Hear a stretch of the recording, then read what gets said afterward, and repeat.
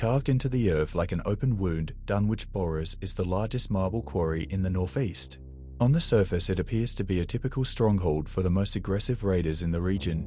They have built a vertical fortress of catwalks and sniper nests to guard their valuable salvage. The sound of rhythmic banging echoes from the pit, creating a pulse that feels disturbingly alive. Most travelers turn back at the sight of the massive cranes and the smell of roasting meat. But the true horror of the quarry isn't found in the bullets of the thugs guarding the rim. The deeper you climb down, the more the industrial noises are replaced by a heavy and unnatural silence. The raiders think they are the masters of this pit, but they are merely the top layer of an ancient tomb. The quarry is a trap that has been waiting for new blood since long before the bombs fell. Pre-war records reveal that Dunwich Borers was a site of frequent and inexplicable industrial accidents. The management ignored every safety protocol, forcing the miners to dig into forbidden geological layers. Internal memos suggest that the company was looking for something specific buried beneath the stone. Workers complained of constant migraines and the sound like a heartbeat coming from the bedrock. Instead of providing medical aid, the company installed more high-intensity lights to combat the darkness. The quarry was never about marble. It was a massive excavation project for an eldritch objective. The management treated the deaths of their employees as necessary sacrifices for their true goal. Every terminal entry shows a descent into corporate obsession and a total loss of human empathy. As you cross the threshold into Station 4, the air becomes noticeably colder and harder to breathe. The electric lights begin to flicker and fail, as if the shadows themselves are consuming the power. Feral ghouls haunt the corridors, but they do not snarl. They simply stare into the void. The walls are covered in strange symbols and the scratch marks of people who are trying to climb out.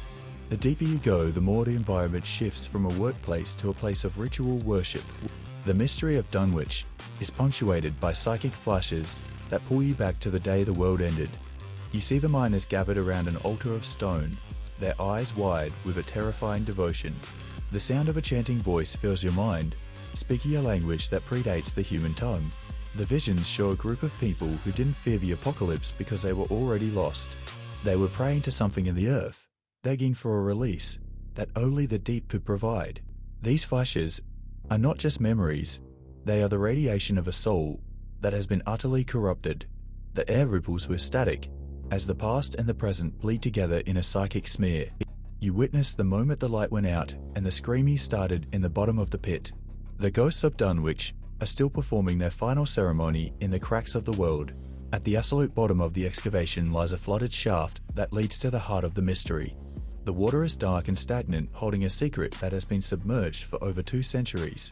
If you dive into the depths, you will find a massive metallic carving of a face that is not human. The structure is made of a material that is immune to corrosion and seems to vibrate when touched. Beside the face lies a sacrificial blade known as Cremver's Tooth, a weapon forged in the deep. The artifact is a direct leap to the elder beings that the Dunwich Company was so desperate to find. The pit is a doorway to a dimension of shadow that the radiation has only made more powerful. Touching the altar triggers a final vision of a world consumed by an eternal and silent ocean. The bottom of the quarry is where the science of man meets the horror of the infinite. The story of Dunwich Borers is a reminder that the Great War was only one of many ends for humanity. The radiation may have cleared the surface, but it also awakened the things that sleep in the stone. The quarry remains a site of pilgrimage for those who have heard the call of the deep in their dreams. Even after you leave the pit, the rhythmic banging of the quarry continues to echo in your mind. The blade you carry is a piece of a legacy that is older than the Commonwealth and the Institute. As the sun sets over the rim of the quarry, the mystery of Dunwich is never truly solved. It is only survived by those with the strongest will.